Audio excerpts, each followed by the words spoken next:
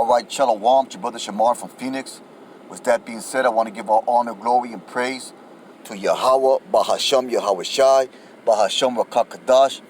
Double honors to the elders of Great Millstone, and peace and salutation to the brothers doing this work in truth and sincerity, man. And what I'm going to get into today is the spirit of obedience, man, because the elect, the hopeful elect, and the elect themselves, they're going to have that spirit of obedience. They're going to have that spirit of willingly wanting to obey the Lord, man. You know, because the 2/3 are going to be opposite of that. The 2/3 are described in the scriptures as stiff-necked and rebellious, man. They don't have that spirit of obedience. They don't want to obey the Most High. They don't want to do the things that are laid out by the law, statutes, and commandments that the Most High commanded us to do. But the elect are going to be willing to please the Lord, man. They're going to be willing to obey the orders and commandments that the Lord set before them, no matter what, man. Which is, I'm going to open up with John 10:27. It says, "But my sheep hear my voice, and I know them that follow me." And so the Lord, so it says the sheep hears his voice, man. So they hear the voice of YAHAWAHSHI, and they keep his commandments. They follow his orders. They go wherever he goes, man. I'm going to read that back again. It says, "My sheep hear my voice, and I know them, and they follow me." So part of following somebody is obeying them, man. Is having obedience toward them, man. "And I give unto them eternal life, and they shall never perish, neither shall any man pluck them out of my hand." And that's talking about the elect, man, because the elect are going to be untouchable in these last days. So that's most definitely talking about the elect. And those elect men are going to have that spirit of obedience unto the Most High, that willing obedience to YAHWAHSHI and His laws, statutes, and commandments, man. "My Father which gave them me is greater than all, and no man is able to pluck them out of my Father's hand. I and my Father are one." And that means of one accord. They are not like the Holy Trinity false doctrine that these Christian churches like to teach.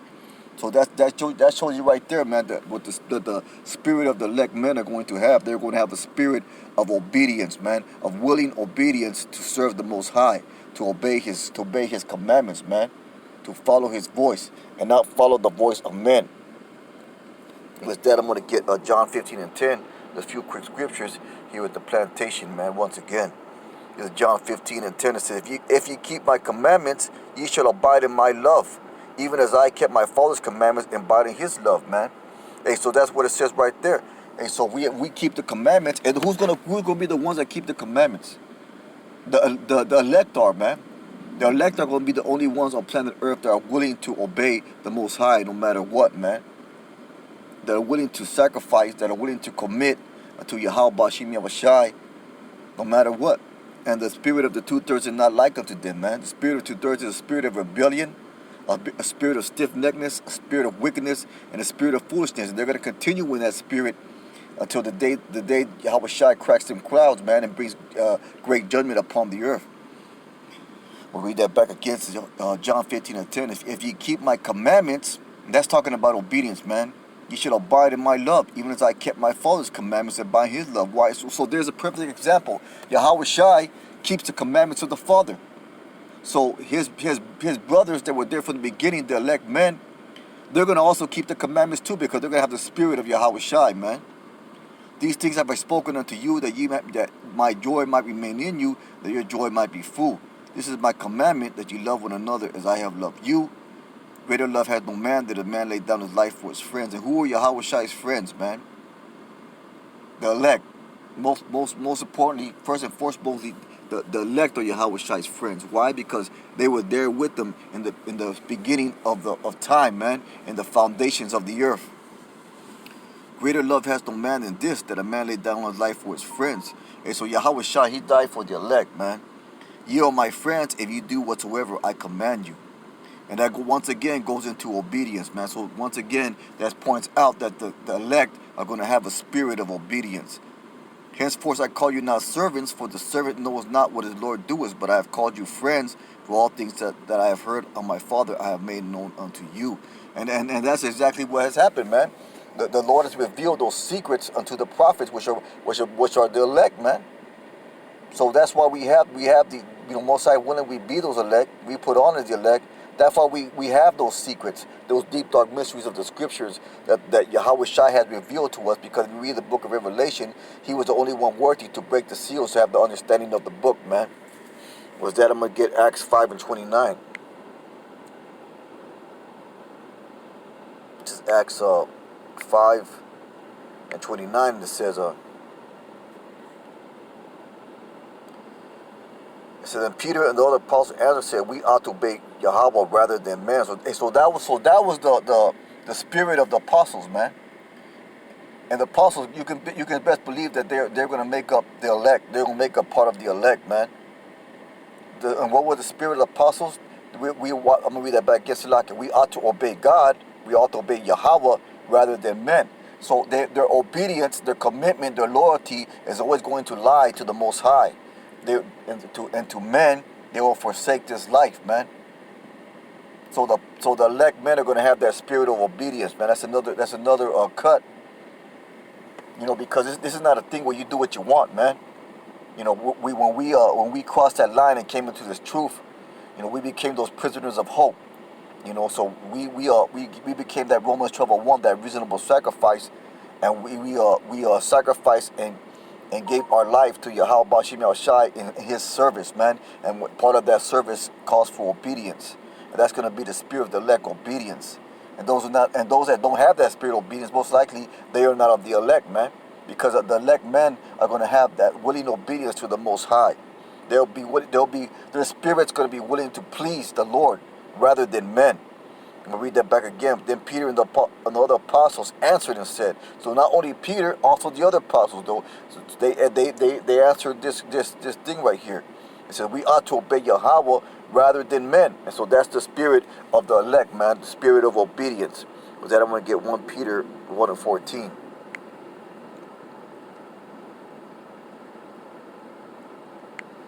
1 Peter 1:14. There's a few scriptures. It says, as obedient children. I'll start at verse 13. Wherefore, gird up the loins of your mind, be sober, and hope to the end for the grace that be brought to you at the revelation of Mashiach Yahawashi. As obedient children, so that's how we're supposed to act, man. As obedient children. You know, you have a son or a daughter, and you know, and when that child obeys you, you know, he's found in good favor within your eyes, man. You know, and you reward your child for his obedience. As obedient children, not fashioning yourselves according to the former lust in your ignorance. Yeah, because we all went off in our lives prior to the truth, man. We were all doing some type of wickedness, and so whether it was intentional or unintentional, man. You know, whether they're caught up in gangs or whatever, or other criminal activities, or we were eating pork or shaving our faces, man, or something like that, because we were in that state of ignorance. We didn't know any better. But now that we have learned the truth, and now that we know what's right and wrong, then we ought to obey the right. And read that back again. As obedient children, not fashioning yourselves according to the former lust in your ignorance, but as he which called you is holy, so be ye all holy in all manner of conversation. That word conversation goes into the word behavior, man. Because it is written, be ye holy, for I am holy. So we're supposed to be like YAHAWAHSHI. You know, he's our example, man. He separated himself. He was obedient to the Most High, and we was willing and obedient. He had a willing obedience to the Most High. So we must needs have a willing obedience to YAHAWAHSHI and Yahawahshem, man. With that, I want to get Exodus, I think it's 23:22.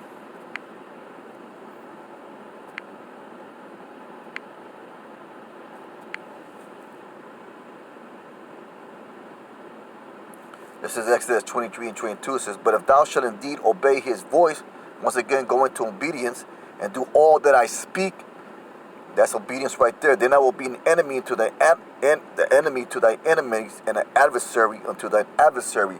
And so, hey, that's very true, because YAHAWAHSHI, the Most High, is going to be for his elect in these last days. His elect are going to be untouchable by the enemy, who is Esau Edom, man. He's going to have a hand. He's going to have his hand upon the elect. So no matter what happens, those elect are going to be in good regards, man. They're going to be under the protection, under the hedge of the Lord.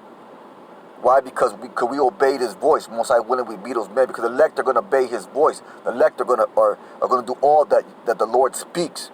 I'm going to read that back again. This is a promise the Lord's made. And he made it to the children of Israel, but first and foremost, he made it to his elect. Because the elect are going to be the ones that obey the Lord in these last days. But if thou shalt indeed obey his voice and do all that I speak, then I will be an enemy unto thy enemy, and an adversaries unto thine adversaries. And he gives an example, man, of that divine protection. For mine angel shall go before thee. So he will have an angel protecting you, man. And he has angels protecting us right now when we go into the highways and hedges and in our daily lives, man. He has an angel protecting us. You know, if you have faith and you believe, for my angel shall go before thee and bring thee into the Amorites and the Hittites, the Perizzites, the Canaanites, the Hivites, and the Jebusites, and I will cut them off. So no matter what nation came against the children of Israel, as long as they obeyed the Lord, you know, then the Lord set up guardians for them in the form of angels. And that's how it's going to be in these last days, man. The Lord's going to assign angels and to protect us from our enemies, man. Number one being Esau, Edom, the so-called white man. And with that, I'm going to get Isaiah 1:19.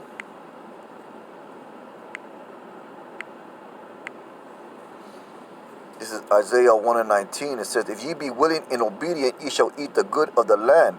You know, so that's going to be the elect, man. They're going to have the good of the land. They're going to have the first fruits of everything, man. You know, under YAHAWAHSHI, man. They're going to have all the pleasures of their heart.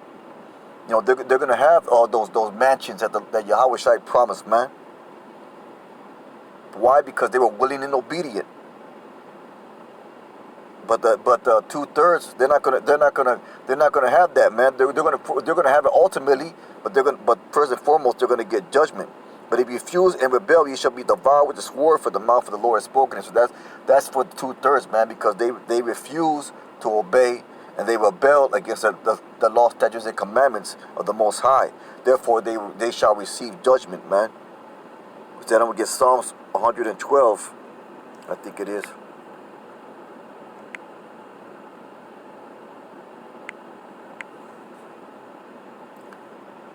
It says, praise ye the Most High, blessed is the man that feareth the Lord, that delighteth greatly in his commandments. That talks about the delight, man, delighting in the commandments. That means a willing obedience. That means a great desire to please the Lord. And this is talking about the elect, man. His seed shall be mighty upon the earth. The generation of the upright shall be blessed. Wealth and riches shall be in his house, and his righteousness endureth forever, man. And that's how the elect are going to be. That's how the elect are going to be when the Lord sets up the kingdom, man. Because all you 2/3, you're going to come in the loins, you're going to come as the seed of the elect. So what does it say right here? A seed shall be mighty upon the earth. The generation of the upright shall be blessed. Wealth and riches shall be in his house, and his righteousness endures forever. And the elect are going to have wealth. They're going to have riches, man, beyond their wildest dreams. Most High willing, we be those men. Unto the upright there arises light in darkness. He is gracious and full of compassion and righteousness. A good man shows favor and lendeth. He will guide his affairs with discretion. Surely he shall not be moved forever. The righteous shall be everlasting remembrance, man. And that's a perfect description of the characteristics of the elect men. He should not be afraid of evil tidings. His heart is fixed, trusting in the Most High. His heart is established. He should not be afraid. So he sees desire upon his enemies. He has dispersed. He has given to the poor. His righteousness endures forever. His horn shall be exalted with honor. And the elect that are out here teaching, man, they have done that. They have dispersed. They have given to the poor. They have given to the poor in spirit in the form of feeding the flock, man, in the form of bringing out lessons and videos, starting with the elders and apostles, a great millstone, from Elder Tahar, Elder Gabar, Elder Rablab, Elder RAWCHAA on down, man. They have done these things that the scripture talk about. They have showed favor. They have lended. They have guided their affairs with discretion, man, because nobody can say nothing against apostles, man, because they are upright men. I'm going to keep on going. Verse 10, the wicked shall see it and be grieved. He shall gnash with teeth and melt away. The desire of the wicked shall perish. And they doing that right now, man. Therefore they they're enacting all these things that you see with the COVID-19 and all the restrictions that are trying to put upon it with the mark of the beast and the social disease and the limiting of gatherings, man. This is all to go against the elect, man, because they know the elect are coming back into power and they're coming down a great wrath because they know they got a short time. with that, I'm going to get John 5:30.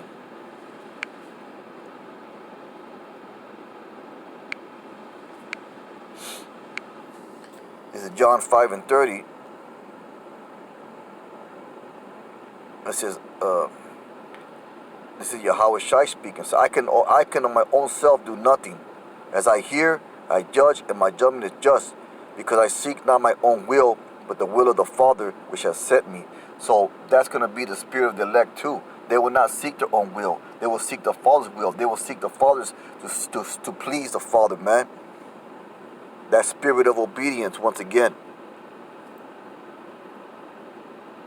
And with that, I'm going to get Psalm 119:12. I'll close it in on that. So, the point is that the elect are going to have a spirit of obedience, man. Psalm 119, verse 112. And it says, I am inclined my heart to perform their statutes always, even unto the end. And that's going to be the mindset of the elect in these last days. With that being said, man, I hope the lesson was edifying. Brothers, keep on pushing. Hey, perform the statutes, perform what you got to do until the end. Like Scripture says, even until the end. And we're gonna be in good shape, man, because the Lord's gonna save us out of this captivity. That being said, man, I'll say Barakatah Yahawah, Barakatah Yahawashi, Barakatah Yahawah, Barakatah Yahawashi, Barakatah Yahawah, Barakatah Yahawashi, Shalom.